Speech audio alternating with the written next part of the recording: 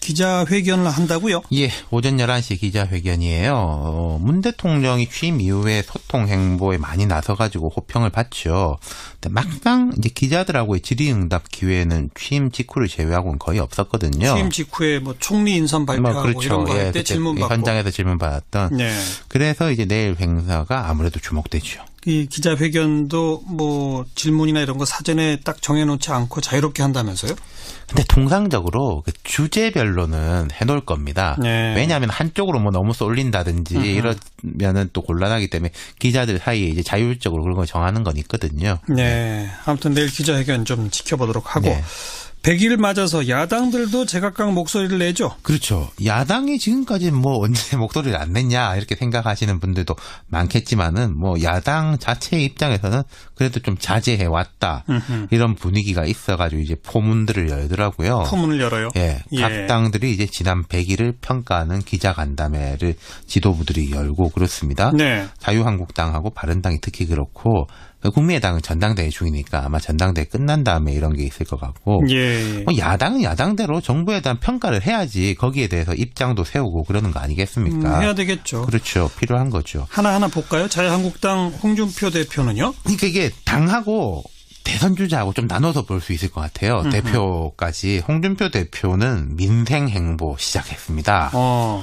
전국 순회 토크 콘서트를 한다고 해요. 그래요? 첫 번째 일정이 대구. 아마 끝났나 하고 있나 그럴 겁니다. 오늘 오후에. 네. 여기에서도 이제 평가가 있겠지만은 이미 어제 광복절 기념식 직후에도 이게 좌편향 행사다. 이런 거 이제 내년부터 우리가 가야 되냐. 이런 이야기 한 바가 있어가지고 좋은 이야기는 안 나올 것 같아요. 예. 홍 대표는 근데 좀 흥미로운 게 사실 어떻게 보면 대표 취임 이후에 정부에 대해서는 말을 꽤 아꼈어요, 실은. 오히려 뭐 바른정당이라든지 이쪽을 맹공격을 했죠. 예. 하지만 이제부터는 안 그럴 것 같습니다. 네. 그리고 유승민 의원, 예, 바른정당의 대선 주자였지 않습니까? 유승민 의원도 며칠 전부터 100일째부터 내가 말 좀 하겠다 예고했었거든요. 예. 오늘 페이스북에 이제 장문의 글을 올렸더라고요. 그동안 정말 유승민 의원은 전혀 아무 말도 안 한 것처럼 거의 존재감이 없었는데 100일째부터는 하겠다라고 했다 이거죠. 그렇죠. 자, 그 장문의 글이 뭐예요? 어떤 것이냐면 이제 뭐 이념적 공격은 아니지만은 사실 날선 내용들이 많았었습니다. 첫 번째 안보. 뭐 말만 많은데 되는 건 하나도 없다. 네. 안보 무능이다. 사드. 슬쩍 입장 바꿀 거면은 애초부터 왜 그랬냐. 예. 뭐 이런 거. 그다음 이제 경제. 이건 이제 대선 때부터 이어지는 것인데 소득주도 성장하고 공무원 증원에 대한 비판이 주를 이루고 있어요. 네. 물론 이제 유 의원은 중부담 중복지를 계속 주장하고 있지 않습니까? 그렇죠. 그러니까 이게 아예 세금을 더 걷는 게 맞다. 예. 지금 문 대통령이 하는 것은 저부담 중복지로 간다는 건데 이것은 이제 불가능하다. 이런 것이니까 이제 자유한국당하고는 거리가 좀 있는 거죠. 네. 그다음에 이제 인사. 5대 원칙을 이제 스스로 깨트린 거 아니냐. 뭐 이런 비판들이 있는 건 있습니다. 오래간만에 장문에 글을 올렸는데 대단히 비판적이네요. 그렇죠. 네. 하긴 뭐 야당이니까 뭐 예. 그렇겠죠. 뭐 지금 쭉 언급해 주신 그 안보 문제, 경제 문제, 그다음 복지, 재정, 그리고 인사 문제, 뭐 대체로 그게 지금 100일 맞는 의제 아니겠어요? 그렇죠. 이게 의제라고 보시면 될 겁니다. 네. 그러니까 뭐 각 야당들의 이제 이념적 성향이라든지 위치에 따라 가지고 비판 방향은 좀 다를 수 있겠지만은 크게 봐서는 이런 것들이 의제일 것이고 내일 그렇죠. 기자회견에서 기자들이 물어볼 것도 이거죠. 거의 뭐 이런 부분이라고 생각하시면 될 거예요. 예. 뭐 문 대통령한테 뭐 소통이 부족하다, 스킨십이 부족하다 이런 이야기가 나올 리는 없으니까요. 없죠. 예. 그리고 이제 뭐 예컨대 정의당 같으면은 왼쪽에서 여전히 사드 안 된다 이런 이야기 하고 있지 않습니까? 그렇죠. 이런 부분에 대해 가지고 이제 내일 좀 새 정부가 정리된 이야기 그리고 또 조금 유감 표명할 거 그동안 100일 동안에 이러한 것은 이제 부족함이 있었다라는 건 또 이야기하고 아마도 정기국회에 대한 또 당부가 있지 않겠습니까? 네. 9월부터 정기국회 지금 뭐 국정감사 일정이 쭉 잡히고 있거든요. 예. 그런 것까지 이어지는 내일 하루가 될 것 같습니다. 네. 예. 유감 표명이 있다면은 아무래도 인사 문제겠죠. 몇 사람 낙마했잖아요. 그렇죠. 그게 또 이제 한 4사람, 차관급 이상이 4사람인데 공교롭게도 그 4사람이 좀 뭐 대통령 가깝다 이렇게 그렇죠. 꼽히는 인물들이거든요. 그렇죠. 이건 이제 뭐 여권 내지는 문 대통령을 지지하는 쪽에서도 오히려 좀 등잔 밑이 어두운 것 아니냐, 이런 가까운 데부터 엄정하게 봐야 하는 거 아니냐, 이런 이야기가 있으니까 거기에 대한 해명이 있을 것 같고, 예. 그 밖에 이제 앞으로 해야 될 것은 좀 전에 최강욱 변호사 말씀하신 것처럼 뭐 검찰개혁. 검찰개혁이라든지 언론에 대한 것들, 네. 이 언론에 대한 것들은 또 이제 정부 입장에서는 예민한 부분이긴 하거든요. 그렇죠. 여론의 요구는 높은데 아니 이것도 정부가 뭐 개입해서 하는 거 아니냐, 반대쪽에서는 벌써 그러고 있지 않습니까? 정부 편 언론 만들기 아니냐 이런 그렇죠. 거죠. 그러려면 결국 이게 여론의 강한 뒷받침이 있지 않고서는 동력이 안 생기는 거죠. 그리고 상황이 상황이니만큼 북한 문제, 안보 문제 이런 거에 대한 또 질문도 상당히 많이 있을 그렇죠. 걸로 예상이 되고요. 내일 11시부터 시간은 뭐 1시간 한다니까 2시간. 아니 안 한다고 하는데 통상 1시간은 너무 짧지 않아요? 통상 좀 길어지죠. 예. 뭐 생중계하고 11시면 뭐 점심시간 이렇게 생각하면 제 생각에 한 90분 이상은 하지 않을까. 과거 대통령들도 그 정도는 했으니까요. 알겠습니다. 수고하셨어요. 감사합니다. 시청자 여러분 안녕하십니까. 문재인 대통령이 내일 취임 100일 기자회견을 열고 각종 현안에 대해서 입장을 밝힙니다. 오늘 오후에는 세월호 유가족들을 청와대로 초청했습니다. 네, 청와대 취재기자 연결합니다. 최재원 기자. 네, 청와대 춘추관입니다. 네, 문 대통령의 기자회견 취임 후 처음인 거죠? 네, 그렇습니다. 문 대통령이 즉석에서 기자들의 질문을 받거나 미국 방문 때 기내 간담회를 갖기도 했지만 공식 기자회견은 이번이 처음입니다. 역대 대통령들처럼 취임 100일 기념 기자회견을 갖는 겁니다. 기자회견은 내일 오전 11시부터 TV로 생중계될 예정입니다. 내외신 기자 300여 명이 참석해 사전 질문 없이 자유 형식으로 진행됩니다. 문 대통령은 한반도 위기 우려에 대한 해결책, 부동산 대책과 증세, 탈원전 정책 등을 놓고 자신의 생각과 구상을 밝힐 것으로 보입니다. 이와 별도로 문 대통령은 오늘 오후 청와대 영빈관에서 세월호 참사 피해자 가족 200여 명과 만납니다.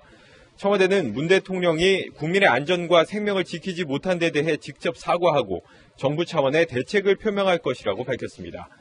문 대통령은 대선 과정 때부터 세월호 참사에 대한 진상규명 의지를 밝혀왔고 취임 직후 희생된 기간제 교사들의 순직 인정을 지시하기도 했습니다.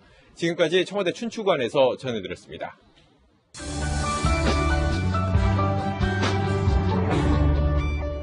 새 정부 출범 100일 내일 기자회견을 한다고요? 예, 오전 11시 기자회견이에요. 문 대통령이 취임 이후에 소통 행보에 많이 나서가지고 호평을 받죠.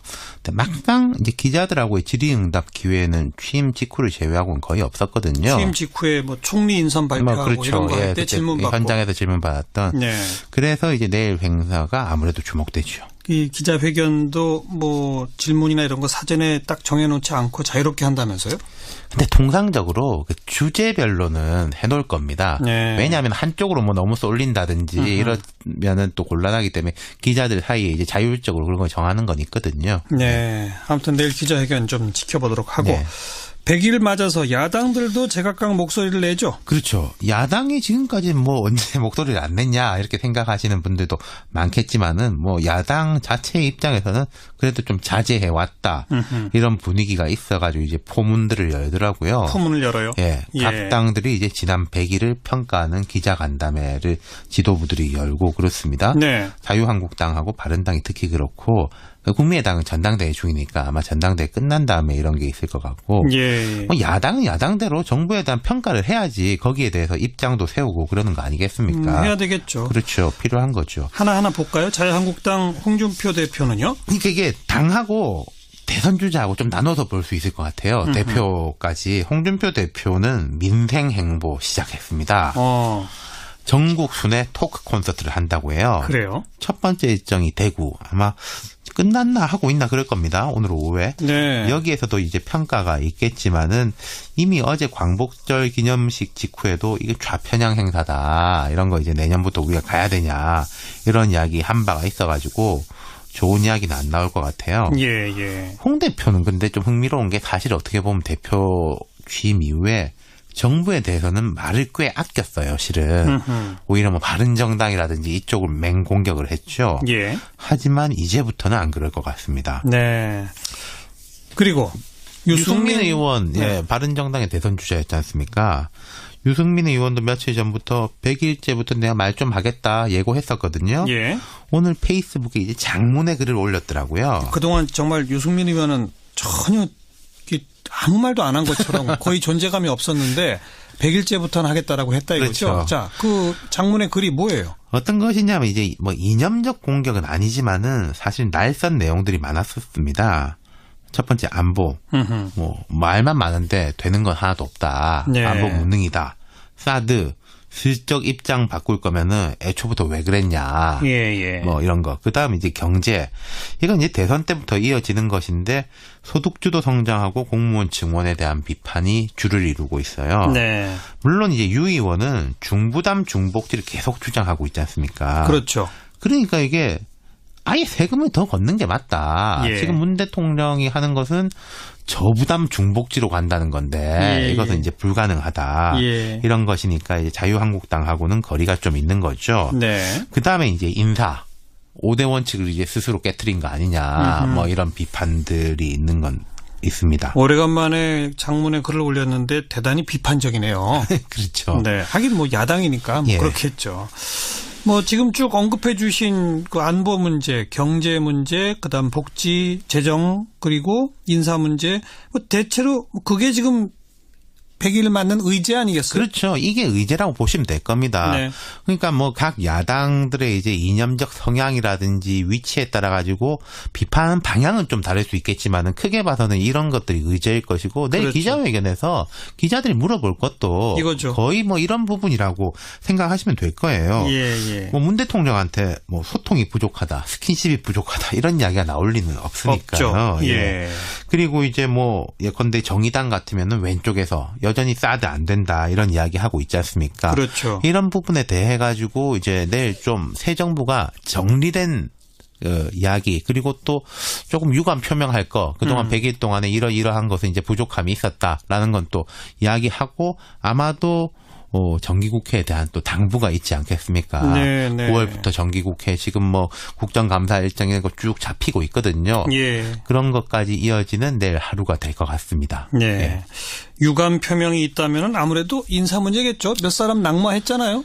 그렇죠. 그게 또 이제 한 4사람, 차관급 이상이 4사람인데 공교롭게도 그 4사람이 좀 뭐 대통령 가깝다 이렇게 그렇죠. 꼽히는 인물들이거든요. 그렇죠.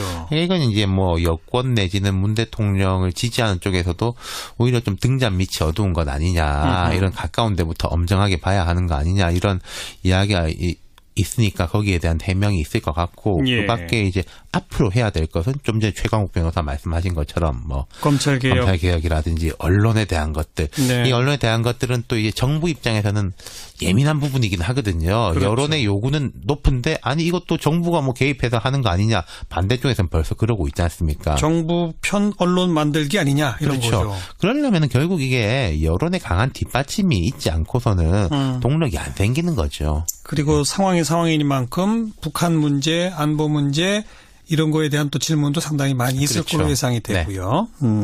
내일 11시부터 시간은 뭐 1시간 한다니까 2시간. 아니야 난다고 하는데 통상 1시간은 너무 짧지 않아요? 통상 좀 길어지죠. 예. 뭐 생중계하고 11시면 뭐 점심시간 이렇게 생각하면 제 생각엔 한 90분 이상은 하지 않을까. 과거 대통령들도 그 정도는 했으니까요. 알겠습니다. 수고하셨어요. 감사합니다.